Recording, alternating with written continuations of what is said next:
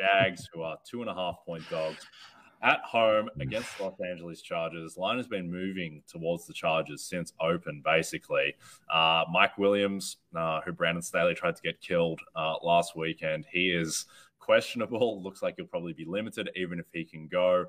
What's your read on this game, Brad?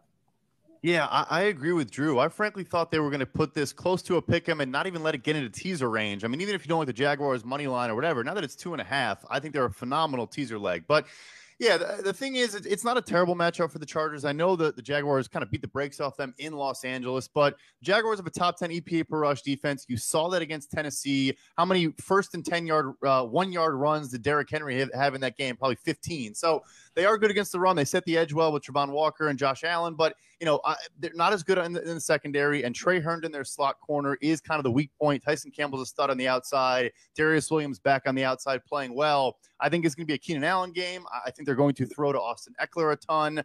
But yeah, I mean, I don't understand this price either. I agree with you. I don't see why the Chargers are approaching maybe a field goal favorite. If they get to a field goal, I think the Jaguars are a bet. So everyone I've heard handicap this game is licking their chops at the Chargers and Justin Herbert going up against this overrated, already poor and potentially overrated Jaguars defense, and completely eliminating the fact that Lombardi is still coordinating this offense and still wastes lots of downs. And then on the flip side, people kind of going out of their way to glow about Brandon Staley's game planning. Oh my gosh, this guy comes with these amazing game plans. Congratulations on your 4-game win streak where you copycatted the Niners and stopped the Dolphins. And then you stopped the mighty Titans, Colts, and Rams in Baker Mayfield. Well done, Brandon Staley. Let's give you all a standing round of applause. And then you got your starter, your most important player potentially outside of Herbert, hurt in a meaningless game against the Broncos. Like, Staley deserves a mountain of criticism for the way he has handled the closing moments of this season. And he's just, people are still going out of their way to gloss, because of recency bias, I guess, because you held Nick Foles to 3 points. Well done, Brandon Staley. This to me feels like a mismatch in the coaching department that is the broadest of any of these games, because I rate Brandon Staley as the worst coach in the AFC in this playoff field by margin. I think Doug Peterson's playoff experience that we've seen as a coordinator is very impressive. Even when he had a limping Eagles team, they went in and gave Sean Payton and Drew Brees the business in Philly, covered a massive spread. And, beating Belichick and Brady in a Super Bowl with the back quarterback, you get points for that in my book. So, Jaguars and Peterson here, I'm just excited to see what they have crafted up in terms of their offense against this Chargers defense, because there are certainly bodies on that field that you want to go after. And then, the way that they have skill position players who can, break man, particularly down the sidelines, is exciting to see if Trevor Lawrence stands in the pocket and delivers some shots to those guys.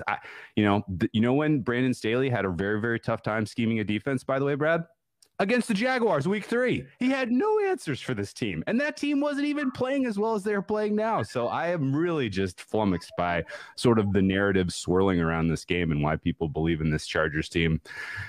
It's my favorite bet on the board at the current price. I can't believe it. We almost got a 3 on this one, but I agree with you about teasing it.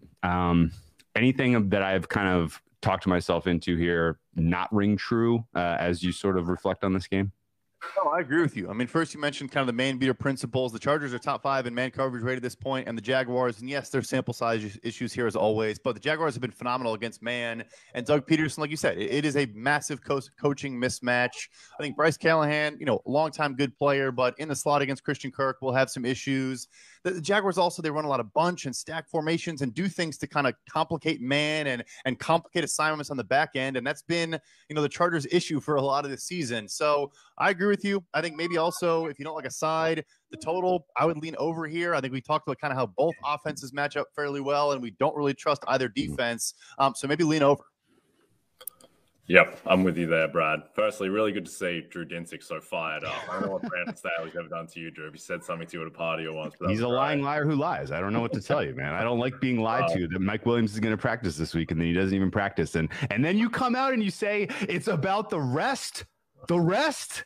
You played him week 18 for no reason. What are you doing, you clown? You could have had a rest advantage in your playoff game, and you're at a disadvantage by choice. What an idiot. Yeah, I think you're just getting fired up for what he put us through on our Bengals Broncos correlated money line parlay last week, which I think 75% of the gambling world in America was on. It was made to sweat out far too much than was reasonable. But yeah, I agree with the Jags. Look, I think the Jags secondary.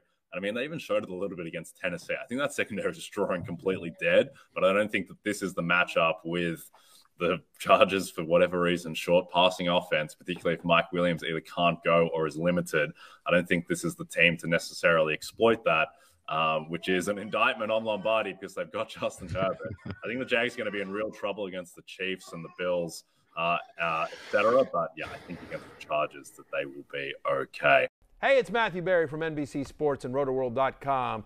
Just want to thank you so much for watching what you just watched, or at least being too lazy to click out of it after the autoplay just kept it going. So either way, thank you so much for just letting it scroll by your screen. And now I'd like to ask you respectfully,